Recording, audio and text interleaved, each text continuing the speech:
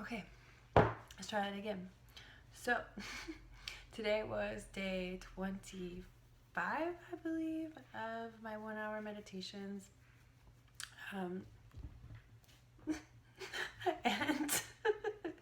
I wanted to share an experience that I've been having that's really kind of interesting and different.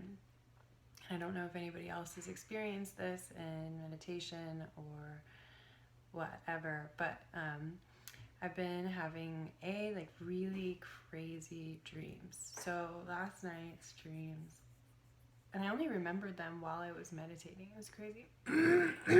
Excuse me.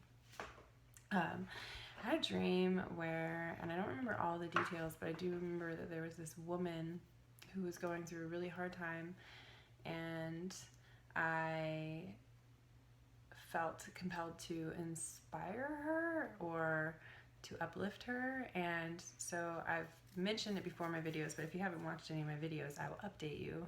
But there's this exercise that I've been doing off and on. Like, I haven't done it every day, and I've noticed the days that I do it are crazy cool, and the days that I don't, they're just kind of regular days. But there's this exercise I've been doing that Kyle Cease made up, or calls Kylego, that him and his friend Diego made together, where you basically talk about the day to come as if it's already happened. And so, for example, it's like, what is today? Today's Friday the 3rd. Whoa. So I remember Friday the 3rd of February when I taught an amazing yoga class. This is just for me. Got a lot of work done, had some really inspiring conversations, and like the idea is that you get more and more detailed, and more kind of just happens. And so I'll say for myself, like a couple weeks ago, I did it, and you can go out more than just a day. You can do like the whole week, the whole month, the whole year. But I did it the other day, and everything that I said would happen totally happened. So it's pretty powerful. I think that I'm still like learning how to hone it in and get more detailed, and also believe what I'm saying instead of just saying it. So anyways, in the dream, I said to this woman, like, I remember I started doing it without telling her what the exercise was or anything. It was just like, I remember you getting through this, and I remember that it just took trust, and once you finally gave in and you trusted fully, that's when everything started to align. But instead of it aligning instantly, like I think she was like, she needed money or something, instead of it coming like that moment, that like a little bit came, and then the next day a little bit more came, and as a way to like test your trust, life didn't give it all in an instant, but then as you continued to trust, then more and more came.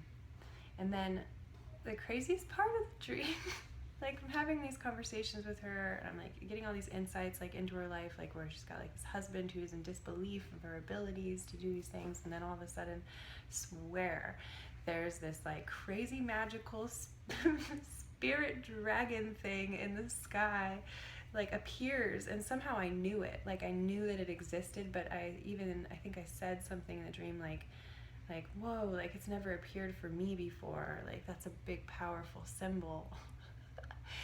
Having like sci-fi dreams, but it said some pretty like profound stuff. I don't remember what it said, but I do remember that it was all kind of in alignment with this idea of trusting, and I think it came right after that part of the dream. And then I, woke up and started my meditation. So this is the part that I wanted to share too, is that my meditations have been really interesting, because rather than like in the beginning where it was all about this life stuff, like thinking about work, which I still do, that still happens, or thinking about like my relationships with people in my life or my life, I'm starting to have these like really weird dream-like thoughts or dream-like experiences where I'm like feeling myself not falling asleep, but kind of. but I don't really know what it is. It's just different. It's different because there's like it's almost like when you're about to fall asleep, you're not asleep yet, but you start to see all of these like different things that may or may not have any like significance. I don't really know. They're just like visions. Like one time I had one that I ended up painting for a friend, which was like a teddy bear holding a pencil or trying to hold a pencil, but it couldn't because it didn't have opposing thumbs. Like just random visions. That's been happening a lot. And you know, and then today, for example, like I felt this like strong resistance, like against sitting, or like, oh, I want to just get up. But that was like, that came in like little waves, and then it would go away and then come back. And it's just been really interesting. But I will say that regardless as to how the dreams or meditations have been going, I've been finding myself able to sit and stay through like working hard. Yesterday I was amazed with how much I was able to accomplish. I just did it, and I'm really hoping that's what today is too. Just doing it. And I had like a vision come to me in my meditation today of a new thing I want to start making. It's so rude.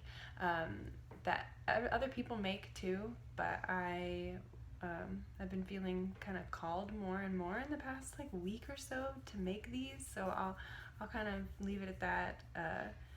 It's interesting. It's interesting how, you know, when we think we want things to happen a certain way, there's always room for flexibility, and I've been feeling myself kind of just like letting go of any expectations of how things should look, and then just showing up. And of course, like right now, like I'm getting a lot done in line with the way that I've been doing business, which is fine and awesome. I mean, as a lesson in and of itself, it's good for me to like sit down and really put my energy into it, because this is what I set out to do. But then it's really also kind of humbling to know that there's more that will reveal itself over time. And if I keep just showing up, then, you know, new inspirations, new directions are going to open up for me, and everything will start to kind of come together and make sense. And if I can take my own dream interpretation literally, for myself, I think that the biggest lesson right now is to just trust. Treble agrees. Just trust and not expect that there, you know, that my immediate response of trust is going to get an immediate response from life. And maybe it will. Like maybe that, you know, the other day where I had that, like, okay, Lego experience, and then all of a sudden everything happened. Like maybe that will continue to happen as long as I keep showing up with that trust. Dude, God. But I feel like it's a matter of continually showing up in that trust, and that will, oh my God, dude, come here, fine. This little monster is the one who is yelling. Monster. Gosh. Okay, anyways. If I keep showing up and I keep doing this, I keep sitting, I keep doing the work, whatever that means, and I keep open to whatever is trying to work its way through me, then everything will come. And I was kind of talking to my friend Missy the past couple of days, and I really do feel, and I think I mentioned this in my last video too, but I really do feel like this is the phase of just like kind of just like dying off of the old ways and being born in new ways. So in a lot of ways I feel like, oh my God, I'm dying. Like, how am I going to let go of all these old habits? And those old habits are like holding on like glue. And then there's this like new birth type of thing that's happening where I feel like I am actually excited, and I feel new, and I feel more clear and more calm and more just capable of a lot of things. And so distracting. Cats are so distracting. I love them. Anyways, but then, you know, a butterfly, before it becomes a butterfly, a caterpillar before it becomes a butterfly, turns into like this mush. I don't know if you guys ever get a chance, check out the Radiolab on the story about how the butterfly comes to being. It's incredible. But it really does turn to mush, and I feel like that's maybe what I'm experiencing with my dreams and with just like meditations and life is I just feel like mush. I'm letting go of so much, and I'm creating space for so much, and I'm in that kind of interim, that space between. And I'm really excited because I feel like the whole world is opening up to me. But then there's also that moment of contraction that follows when I feel that openness. It's like, oh my God, like hold on to the no and hold on to everything that you've ever known, because, you know, my identity has been so wrapped up in all of that for so long. And then the idea of letting go of being like my identity being wrapped up in things, and instead having my identity be something so much deeper and so much more infinite. Ooh, just that's so open, you know. So there's this expanding and contracting happening, and just kind of keeping some updates along the way.